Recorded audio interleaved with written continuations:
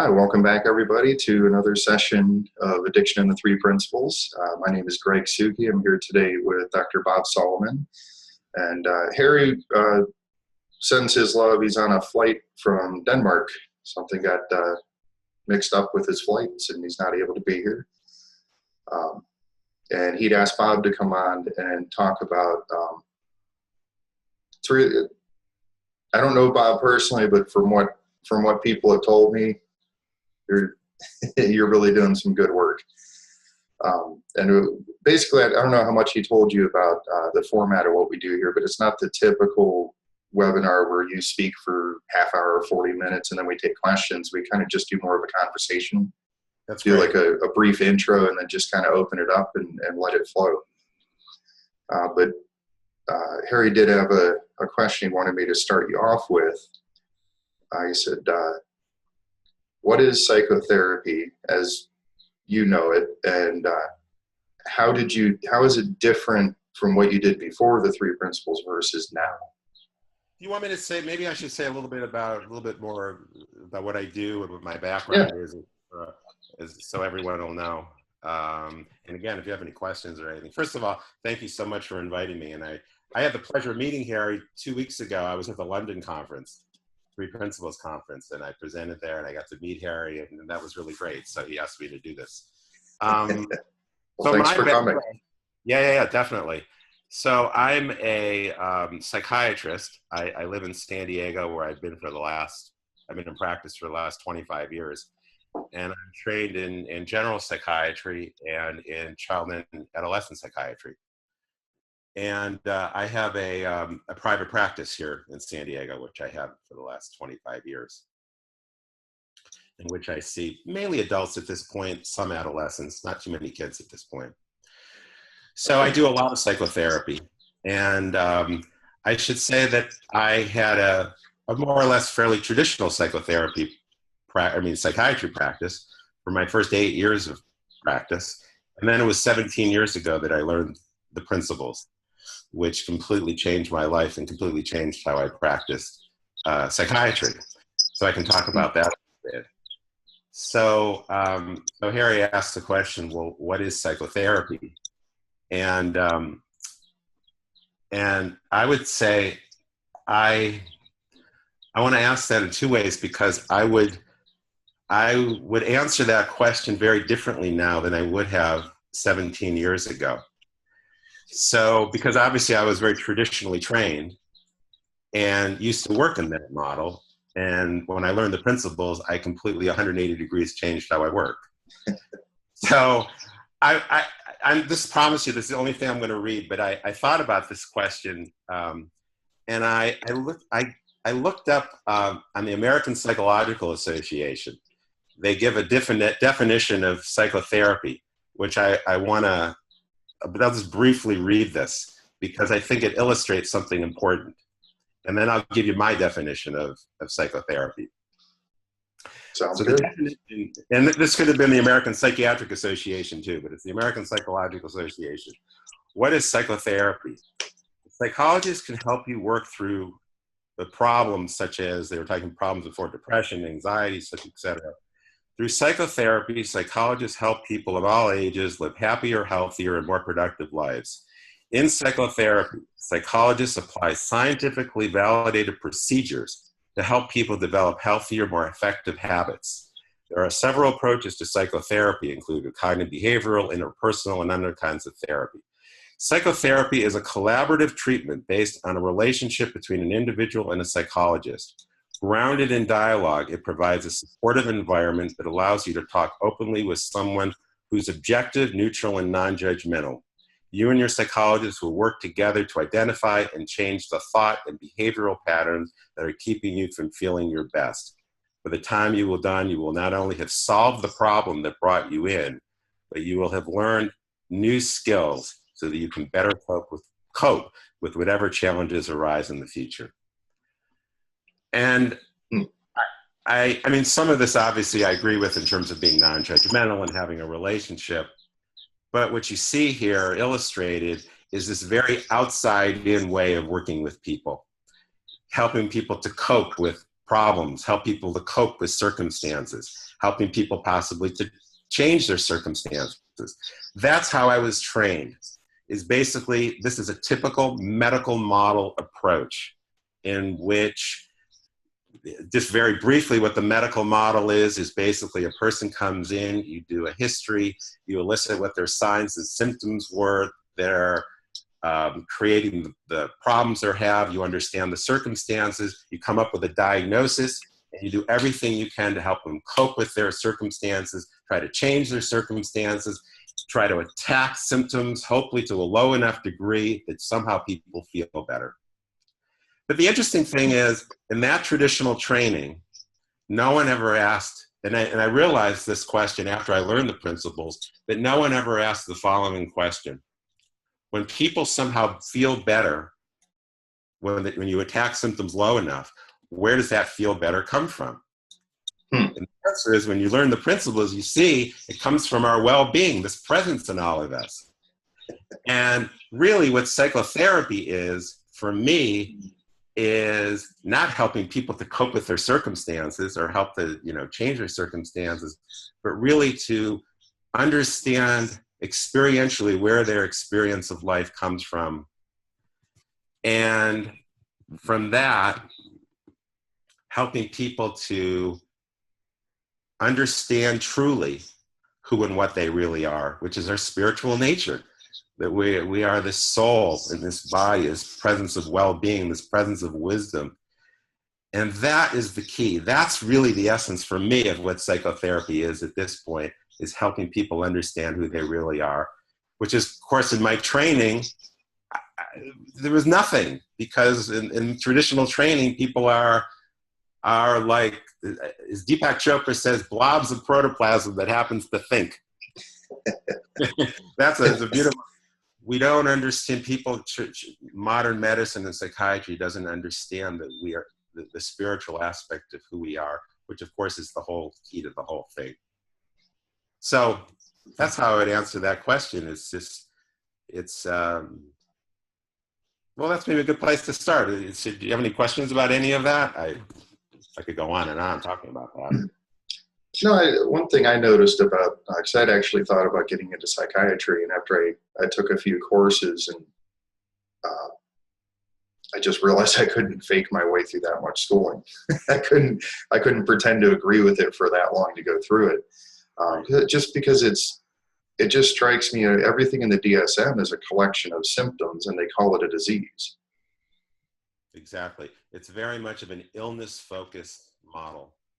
And what we're doing here with, you take a 3 principles approach, it's a wellness-focused model.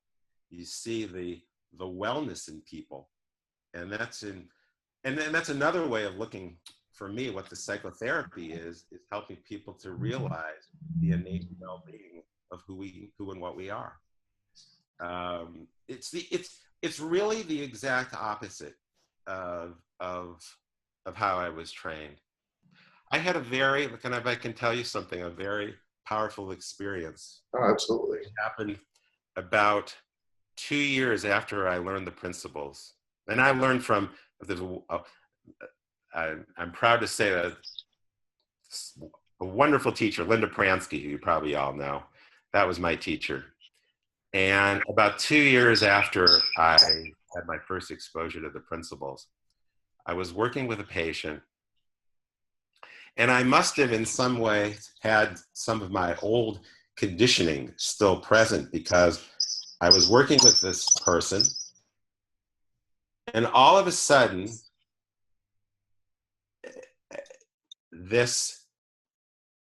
something shifted, and I saw this kind of energy began to move to the side in this person. It was a woman I was working with, and something just opened up. And what I saw and to the side, what emerged is how I used to see people, which is the signs and symptoms, the depression, the anxiety, the diagnosis, all that kind of thing. It's kind of merged to the side in this kind of the edge of a sphere. And in the middle was this incredible well-being in this person, this innate health in this person. And I saw that, and I went, oh my gosh. And then I realized, I said to myself, oh my gosh, my job just became so much easier, because what I realized what psychotherapy was for me was helping people to realize what I was seeing in that person and what I could see in myself, and to connect to it and help it just to bring it forth. And that was the essence of the therapy in a very simple way. It was really an incredible thing. But what it helped to reinforce is its well-being really is there. It really is a presence in all of us, which was like so exciting to see. And it exists in everyone. Diagnosis is irrelevant, you know, it's just descriptors of what's going on in the people's outer lives. It has nothing to do with who they are. Yeah, it's not the actual cause. No. What's the cause is has nothing to do with it. What's the cause is the stress that we create in our lives, through our thinking, how we misuse our thinking. That's the problem, and this incredible sense of disempowerment and victimization that we feel. One of the beauties of learning the principles is this beautiful sense of empowerment that we all feel when we realize it, which is, of course, when we're talking about, well, anything, but I know we're talking specifically about addiction. That's the key to the whole thing, is feeling this sense of empowerment. And you realize that we're creating the experience that we're having. If we're creating the experience, we don't need anything outside of ourselves. You know, we have and that's another way of seeing what psychotherapy is helping people to realize that everything that they need is within them through their own wisdom. They have all the resources that they need. They don't need anything outside of them. They don't need drugs, alcohol, sex, gambling, anything. Our well-being is this presence that we can connect to. That's the key. It's very simple. So what do you think is kind of the initial cause of people getting into that type of mind frame, where they think that using something outside of them will help them feel better? Like, especially obviously along the lines of, you know, addictions and habits. Yeah. You know, I think that one of in the most general sense, that in our world, we live in such a complicated world with so many zillions of distractions in this world, that it just encourages people to be just very outwardly focused in these zillions of distractions that exist. And I'm guilty of that. I mean, I am just such a part of that too. It's so easy to get caught up in whatever, you know, your computer or YouTube or anything. You just get lost in this maze of distractions. And I think that as the result of that, people have really lost touch with who they are. And we don't look inside. We don't appreciate what's inside of ourselves. We're just focused on the outside, on this materialistic culture that we have. And I think that's, for me, I think that is the biggest cause of how we get it's that, and that we live in a culture that is incredibly intolerant to discomfort. So, and of course, we're meant to live in discomfort because that's how we learn from life. So between the two things, it's so easy to look outside and all these zillions of distractions and just get lost. And addiction is in a general way, there's a zillion things you can become addicted to. But again, this is where the importance of my definition of psychotherapy is, to help people to really know who they really are, their spiritual nature. And that's what the principle so beautifully does. It's really help people to see this spiritual being that we are. So that's my answer to your question. Oh, perfect. I couldn't agree more. I mean, it really is a cultural thing. You know, and you even think about how parents coddle a baby when the baby's crying or something. And that's kind of our initial experience of something outside of us making us feel better. Right. It's mommy or daddy making me feel better. It's not just that the mood passed. I feel better when they're holding me or when Yes. they're entertaining me. Yes. And Yes. it's just reinforced over and over again as we're growing up. We live in an outside-in world, you know, and then beyond that, like our whole schooling system is this worshiping of the rational mind, the analytical mind, and developing that. I mean, how much training do we have, or even just understanding do we have as to who we really are? Nothing. I mean, there's nothing. I mean, how many people really know that there is this inner wisdom that exists within them that is their guide? It's like a compass within them. Very Right. few people. And yet it's for me, the most important resource that we have. It's just unbelievable that we get no training in that. There's nothing, hardly anything, no understanding. And I mean, for me, like when I learned the principles, that was probably one of the most illuminating things that I came upon is this resource. It's a guidance system that allows you to maintain and promote your well-being moment to moment that we can be conscious of. And that's another very important goal of psychotherapy for me, is for help people to realize that resource. Because the problem with psychotherapy, in my mind, I know we're jumping around a little bit, but one of the problems with traditional psychotherapy is that it tends to promote a tremendous amount of dependence on people. And people in some ways become addicted to their therapist.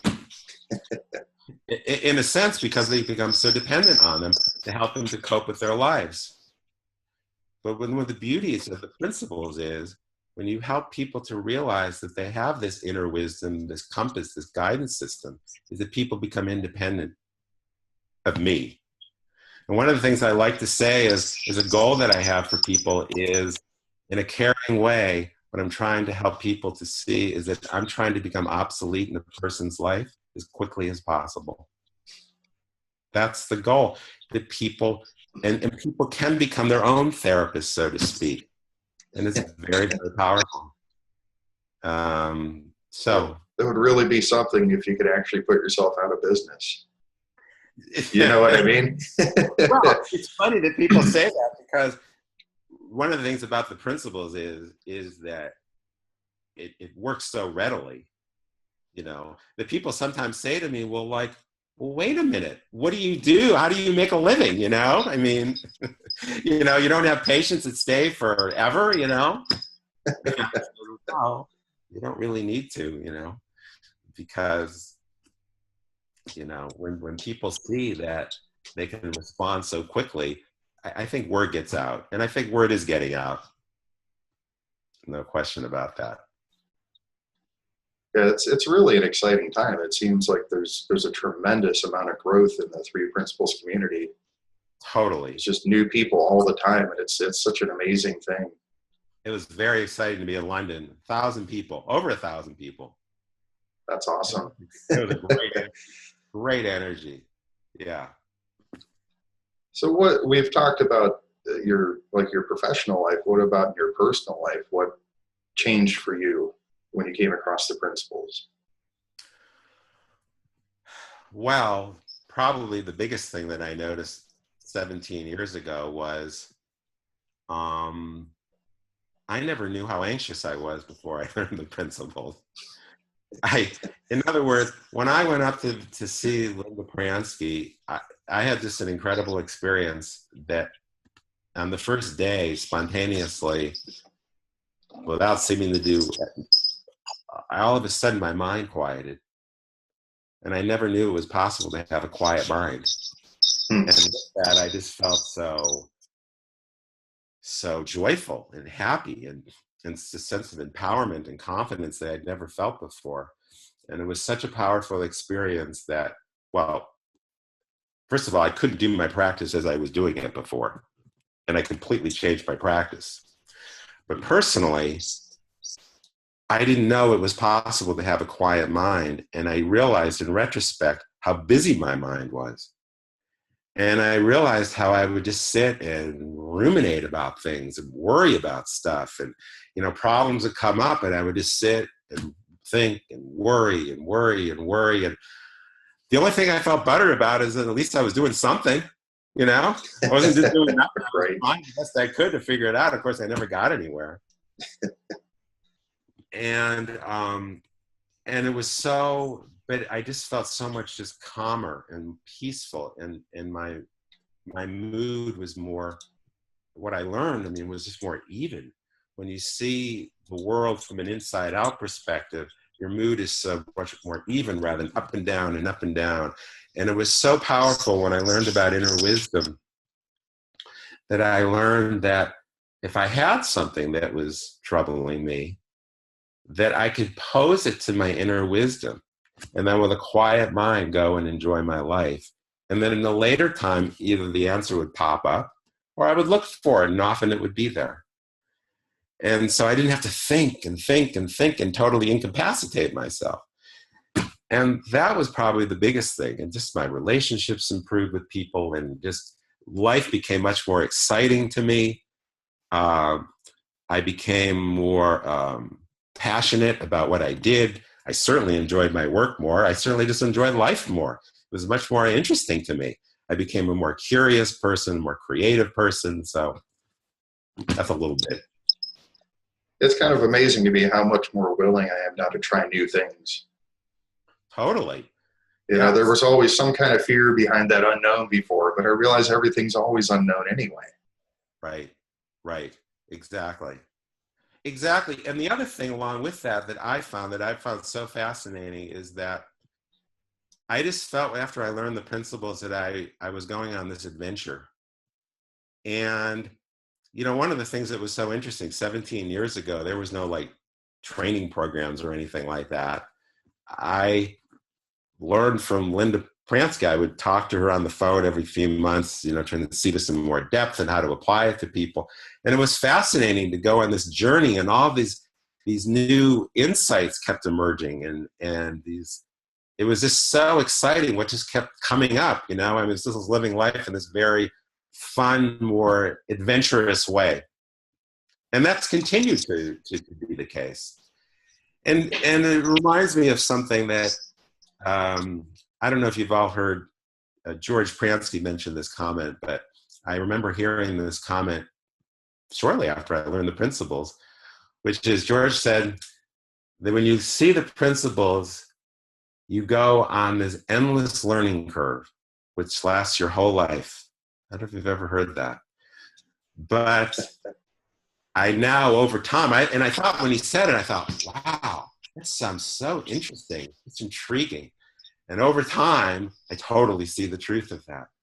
You just spontaneously go on this endless learning curve, that you just go deeper and deeper and deeper into yourself and into life, and see who and what you are and what life is all about in a deeper and deeper and deeper way. And it's endless how deeply you can see the principles. And it's just fascinating. It's just really amazing.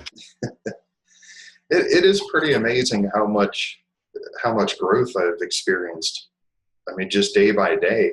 I started writing a book in August of last year, and I got about halfway through it, and then I'm also going to school full time, so I kind of set it down for, while I was in school. And I picked it up a few weeks ago to get back into writing it, and I read through what I'd written not even, 6 or 7 months ago, and I'm like, oh, this doesn't do anymore. This I don't, my understanding is totally different now. It's amazing. And like you said about a lot of times the insights that I have are more about later on I realize I'm not doing something anymore versus there's something new, if that makes any sense, because it's that returning home, that returning back to that core place. Totally. So it's never really new. It's just been hidden.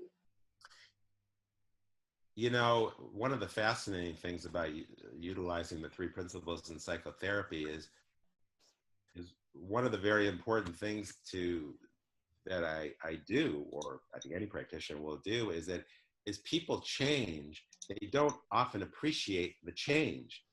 And part of of the process is to help people to realize that, wait a minute, I don't think you were doing that before. And they'll go, oh yeah, I wasn't. And I used to do it this way, and I don't do that anymore, do I? And it's fascinating. It's really, really interesting. Yeah, I think it speaks to what you're talking about. Yeah, we're normally the last ones to see our own change. Exactly. So part of the psychotherapy process is to act as a mirror, to help people to reflect back what it is you're seeing, which is very helpful so they can be aware of it. And what's so fascinating is the more conscious you can be of the changes, the more that you gravitate, you integrate it, and you gravitate to our natural state of being, which is another way of like what this process is just helping people to gravitate to their natural state, which is having this quiet mind connected to the essence of who and what they are, and just guiding and leading their life from that place.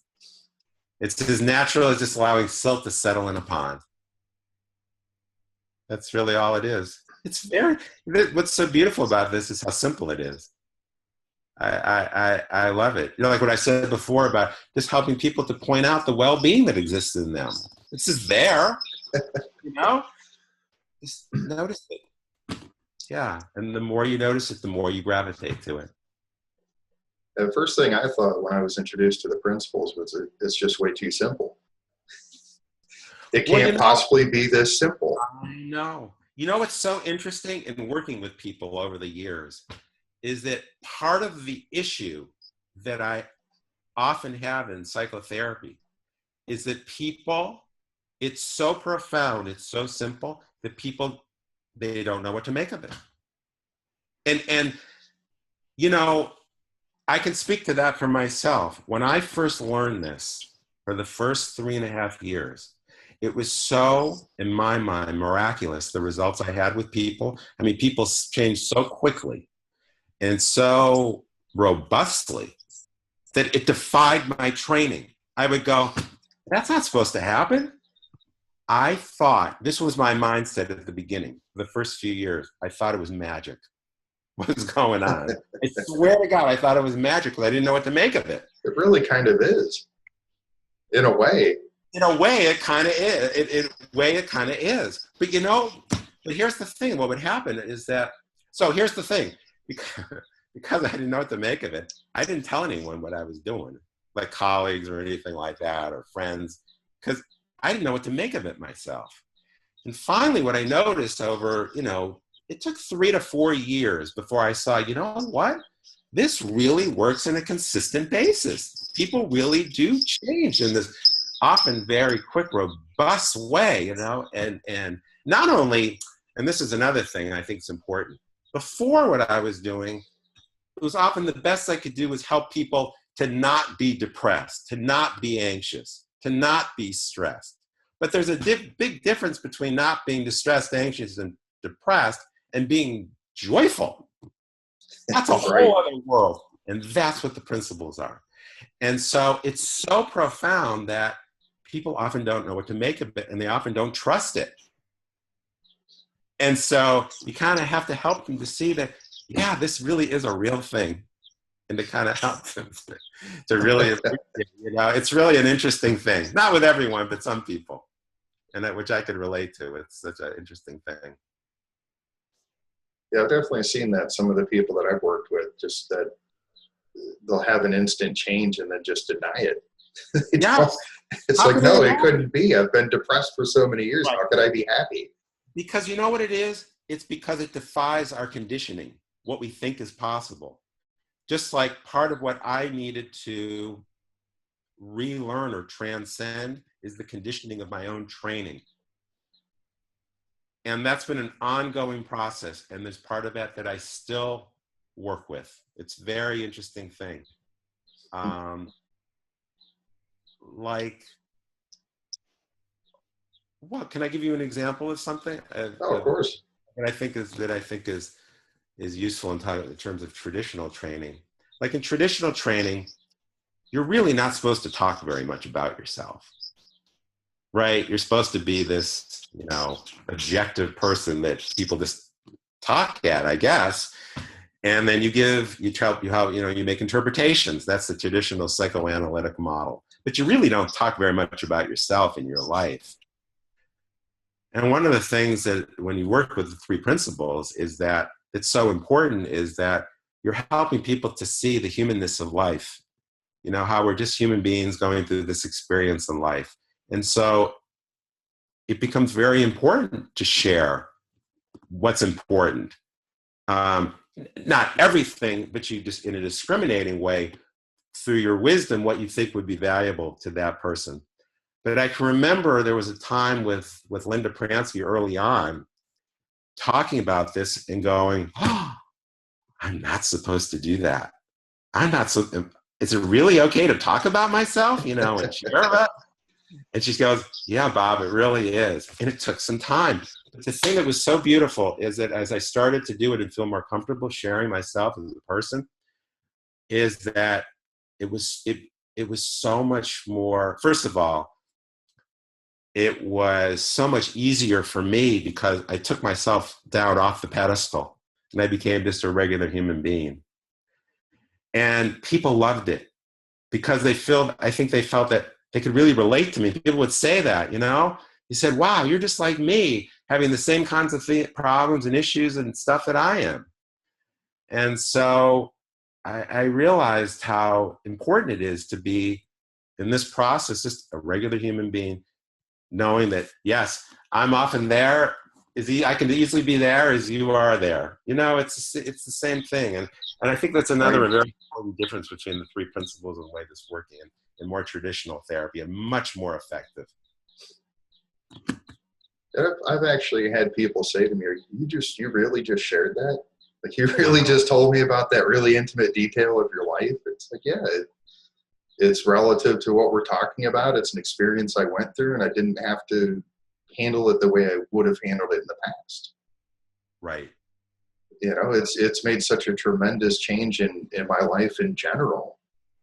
I mean, literally every aspect has changed. Yep. Yep. And for me, and for me too. And so I went from being an angry person all the time to being relatively happy all the time and enjoying life. I mean, it's really remarkable. There's no other approach to therapy that I know that's like this.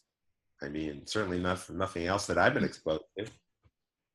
Well, I had people actually concerned about me not too long ago. Roughly 3 months ago, my wife left, and it was about 6 weeks later. I mean, it was bad for 5 or 6 weeks. I was definitely caught up in the whole thing, and then the Monday after Easter, I woke up with some new insights about how I was creating all of my own suffering and, you know, a handful of other things, and ever since then, I've just been fine. And it was such a dramatic change that I actually had people concerned about me. You know, some people actually thought I had some kind of psychotic break from reality or something. And I'm like, no, I'm finally coming back to reality. Right. You know, when I first learned the principles, the experience that I was most, what I realized that was most impactful to me, and what I was sharing initially with people, is that as we're looking at our eyeballs, we're having an experience of the world, and that experience is coming from me. It's not coming from my circumstances. And that is the key to the whole thing, is to realize that it doesn't matter what your circumstances are. We can still feel this sense of peace and well-being and joy and good feeling. And there's nothing like that to realize the truth of that. Right. That's where the sense of empowerment comes. And it's so useful with anything. I mean, I haven't talked a lot about addiction right now, but I mean, for me, that's the key, is to realize that, listen, we live in a world that people tend to feel. We live in a world in which the conditioning is that it's our circumstances that determine how we feel. So if we have challenging circumstances, then of course you're going to be miserable. You're going to be depressed. You're going to be angry. You're going to be a victim. And it's not the case. That's why people can relate to you. You can actually have challenging circumstances and do well. It doesn't define you. And therefore, you don't need to go outside of yourself and to search for other means of coping and dealing with life and escaping in life. All you have to do is go inside to this essence of who we are. Yeah. And That's this, really everything we've been talking about is talking about addiction. Because these are the things that tend to lead people to reaching for drugs or alcohol or gambling or sex or whatever to try to feel better. You know, just that inability that a lot of people have to just relax and, and allow things to be. You know, we're kind of taught that we have to change everything. We have to change our circumstances. That's the only way to be happier. So we have to have the nicer car, the bigger house, the better paying job, the bigger group of friends or whatever it is. right. And when those things don't work, well, maybe I'll start having that extra drink instead of just one cocktail. I'll have two. I like two, so maybe I'll have 3 or 4 or 5 or 6. And it just kind of adds on that way. And so everything we're talking about really is applicable to people with addictions, because this is the core issue, is that disconnection from self. Yes. Yep. Which isn't real. It doesn't exist, the disconnection, but there's an appearance of disconnection. Yes, yes. This being caught up in the illusion that what's out there can save me, can make me feel better. When the truth is, it just leads people to feel worse. For 2 reasons sometimes. Just the substance in and of itself, like drugs and alcohol, the long-term effect can make people feel worse, but also the reinforcement of this sense of disempowerment that results, which leads people to feel more anxious and more dependent. And it's this vicious cycle that results. And the only answer is going inside. There's no substitute. That's where there's no answers outside of ourselves. 0. The only answer is inside. That's the essence of it. It's such a beautiful thing. It's beautiful. It's so simple. Anybody have any questions or comments or anything? And if it's not relevant to what we're talking about, you can still share if you've had an insight or something. Trevor, you are unmuted. Go for it. Hey, Bob. Hey, Greg. Hi. Bob, I wanted to ask you, I've been around the 3 principles for about 3 years now. And when I went into the 3 principles, I had a very bad gambling habit. I had a very bad drinking habit, and I had a sort of you might call it a sexual addiction as well. And those have gradually sort of fallen away as I've seen more about the nature of life and the experience and thoughts and what have you. But I wanted to ask you, because you're saying about touching joy, and I can see the joy coming through in the way that you and Greg sort of approach life. I haven't quite reached that point yet. I would say it's almost like 20% of my life is really cool, and I've dropped a lot of those habits. In fact, almost all the habits.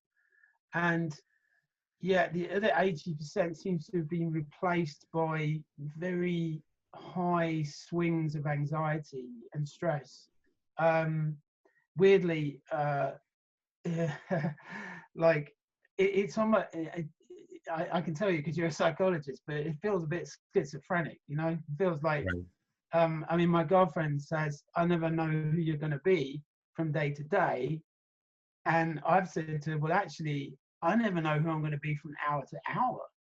Right. Like, try to look in my head for a day, and then you'll get frustrated. Because, I mean, it's just, I see the nature of thought ebbing and flowing, but when I'm caught up, my body physically just reacts.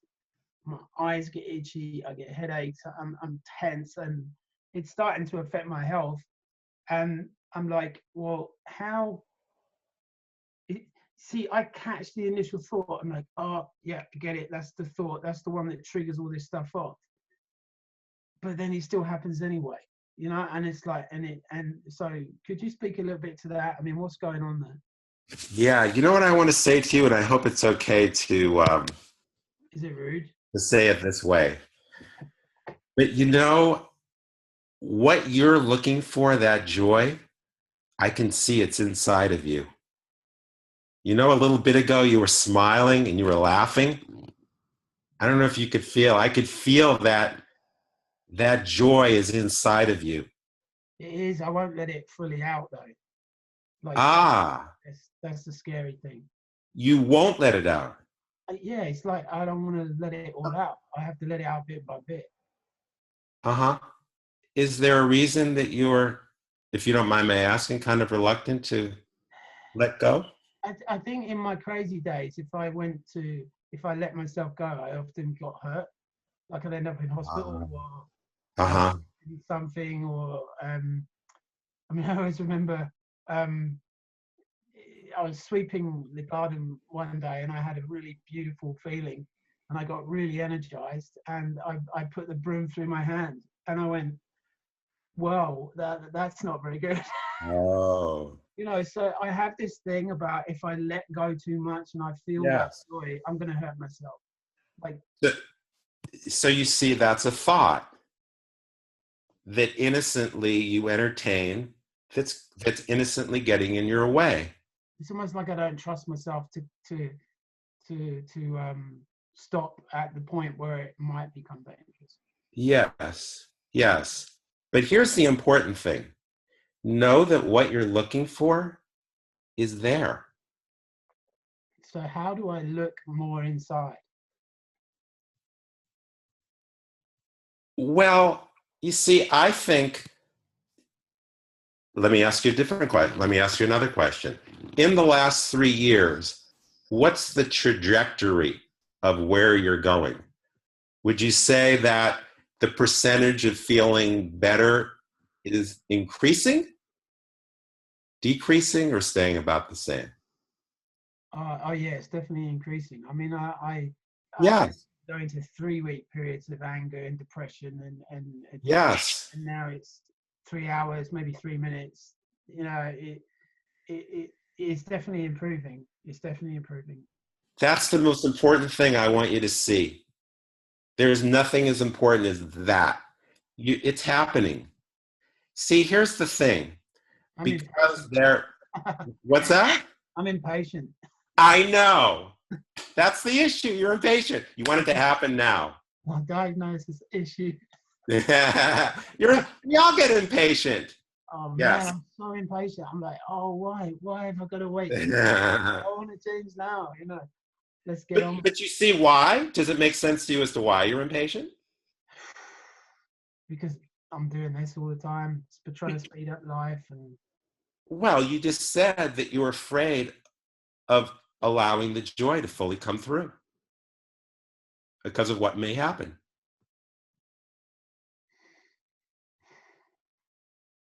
But that's okay. It's okay. See, the beauty of this is that we have this innate, one of the things when you realize the principles, and I know you all know this, is that we have this innate capacity to self-heal. And it just happens. It's just,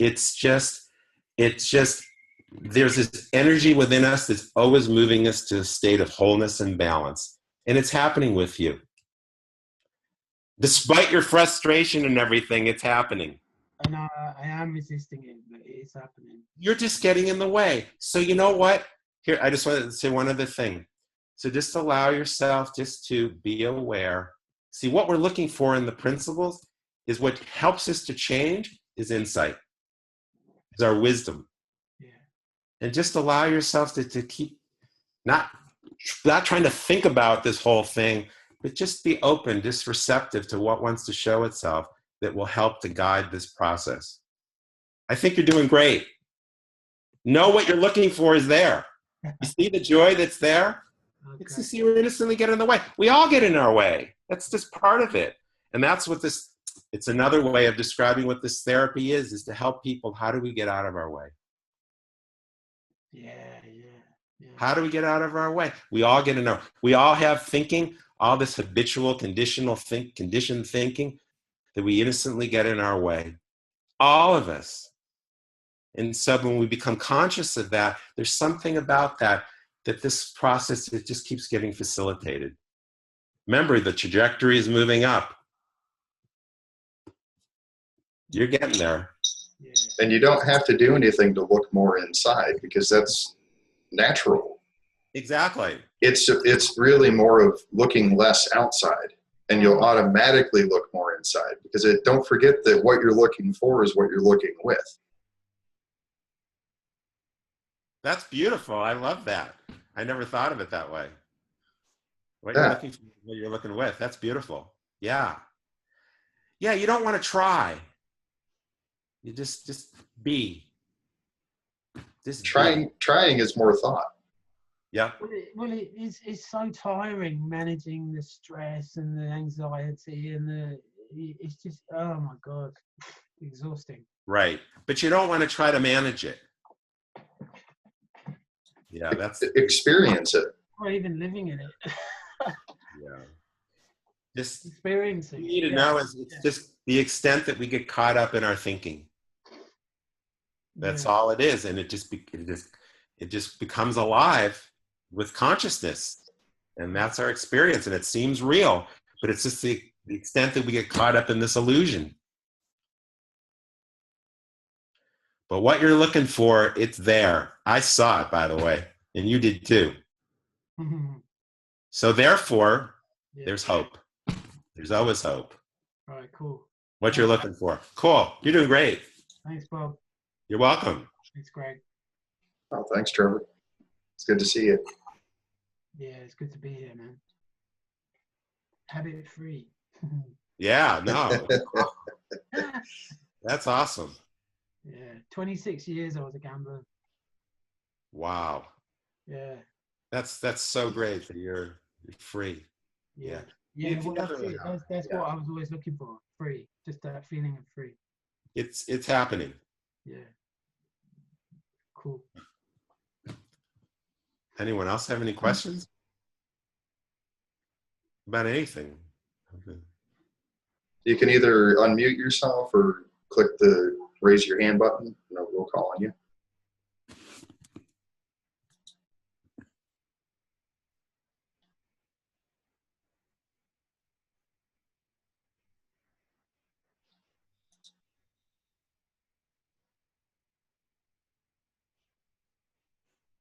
Enrique. Hi.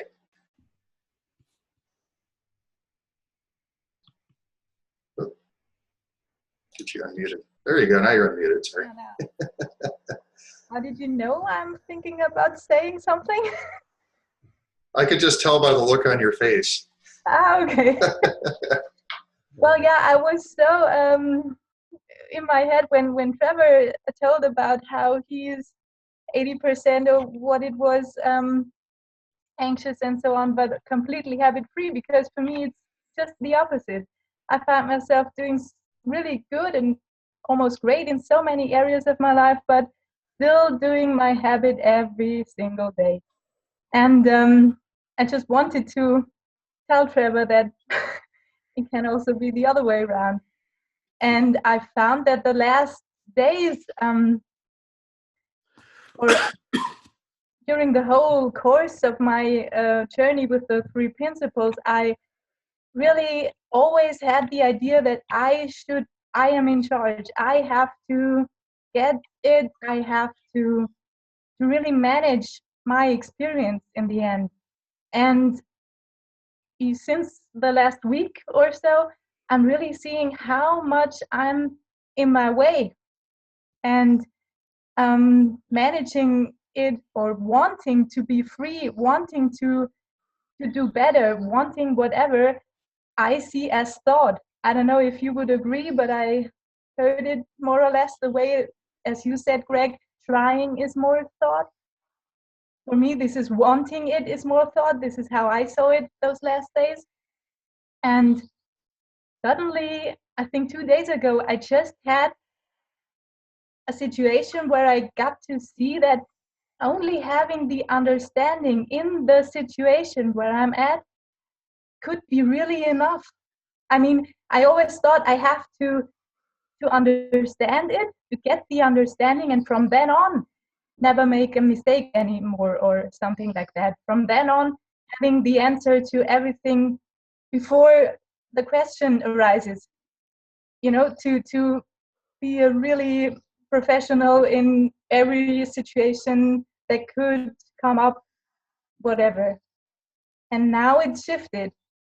This is really a shift that I have the feeling, or I've been shown, having only the understanding and letting the what is perceived as reality and let it transcend to being only thought. That's what I see as having a part of the understanding for the moment, at least. And it was really becoming like air, like thought, or I don't know how to call it. It was not reality anymore. It was not in all my senses, in all my body. It was not, I want this, and I don't know, I'm getting crazy. It really shifted. I don't know. And it was great. It sounds like you had quite a profound experience there. I don't know. I've been trained for several years in so many things, and meaning psychologically, and I've tried to get out of this almost 20 years now.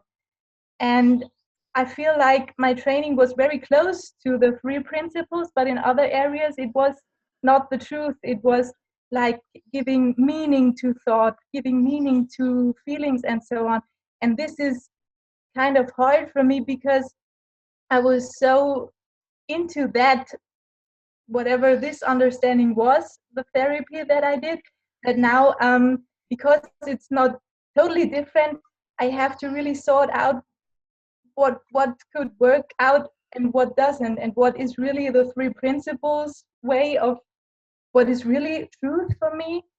Yeah. And not working harder, not working longer and deeper and more meditation and more exercising, you know.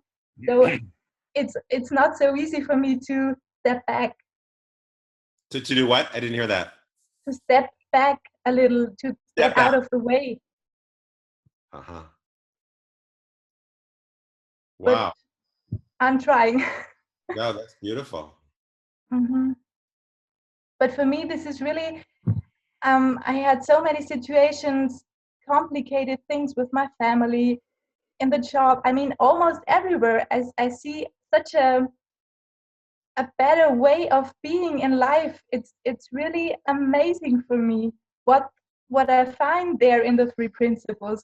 But still, each and every day, yeah, I'm doing my habit, and I'm so scared of letting go of that and not getting there, doing it again and again. I mean, afterwards, I'm completely clear, and at night, and I don't know, but when I'm in the situation, I mean, also this is getting better. I see that there's a change. So may I ask you a question? Yeah. What are you, I'm just curious what you're afraid of in terms of letting go of, I don't know, whatever the habit you have. My habit is overeating or binge eating. It's both. Uh-huh. And it's, I mean, not doing it already comes with a lot of thought, like how I should do differently. I have so many ideas what to do to lose weight, or what to prepare, the food to prepare. I don't know, the situation that I don't get into uncomfortable feeling where something just clicks in my head and just doing or grabbing everything I can get hold of. But I think that's also only a way I trained myself the last years, because I didn't want to go into that starving myself and then eating way too much over days. So I just kept myself really regularly and eat healthy food and so on. And I found that it helped me when it's just prepared and so on. So Yeah, but I feel anxious. It's like there's the water. I know I can swim, but oh, I will get wet. I don't know. I really don't know. What do you think you'll lose by letting go?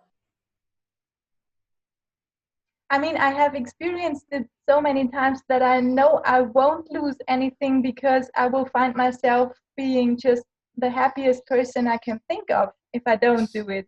I know that already. It's not that I haven't experienced it, but I think it's so common to me. It's what I'm used to so deeply that And it's my stability in life, I think. I don't know. would it be okay for you to be the happiest person you can Yeah, imagine? yeah, it will. That's Um, okay with you. That sounds good to you. but I feel I am almost all day long. I am really happy. I'm not doing it. I'm not doing my habit because I'm too depressed or whatever. I'm really almost like Greg said. My boyfriend left me after 13 years of um, relationship last year, and I didn't break apart. I was quite normal, or I don't know what the word is, but I mean it was not nice, and it was, I don't know, but I kept doing okay every day. I would say also because I've found the understanding a little bit before this happened. So also in that area, it really helped me. Hmm.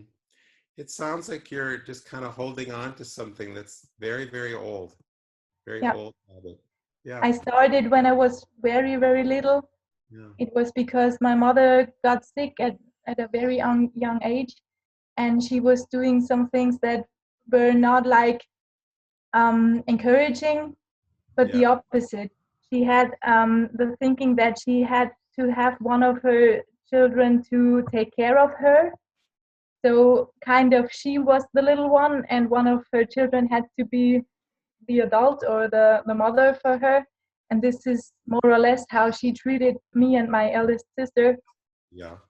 And I felt just very alone, and I felt, I don't know, it was just too much to handle at that young age. And this is where I got my safety, my stability Yeah. all my life. And it's just been such a long time, and I think I really feel like it's just holding on to something that seemed real and stable to me, and maybe it was for some time. So between you and me, do you really need to keep holding on to that habit? Yeah, Do you really? that's the weird thing. I know I can do it. I have done it so many times that, I mean, during the last 3 or 4 years, I mean, my curve is also that way up. So when I had 3 months with no clarity at all, now it's only a few days and I get back to my clarity. So You know what I I think? would say no, I don't need to hold on, but to be honest, I do it. I do my habit Yeah. anyway. You know what I think is going to happen? That at some point in time, you're just going to realize that, well, you're just going to, it's not going to make any sense anymore to keep doing it. You just won't. Hmm. You know what I mean? It'll just sort of extinguish. Does that make sense? Yeah, this is already how I sense it a little bit, but I wish it would be here today and not tomorrow. So you know, but I also think or hope it will come because I have the feeling of this way now, the three principles, and what I've already experienced in other areas of life. I feel like it's only a matter of time now. I You hope know so. what I think? I want to say something that I think is really important that I think is maybe generally applicable to everyone. What I found with this is that so much of a very important thing approach, I think, is to be grateful for what you already have. So in Hmm. both of your cases, you've made some really, really nice changes. Be grateful for that. It's so easy to focus on what you haven't accomplished yet and get kind of greedy with that. Yeah. It just leads to kind of more thought and more getting in your way. I think if you can be grateful for what you have, that's the key. It is just because what it helps is to cultivate patience, which is part of what this process is. Anyways. And maybe not looking at the problem, and also, as you stated, this whole looking at what's deeper and what's there. Exactly. This beautiful being, the soul that you are. Mm-hmm. Exactly. And being grateful for that and the life that you have. And learn to be gentle with yourself. Yeah.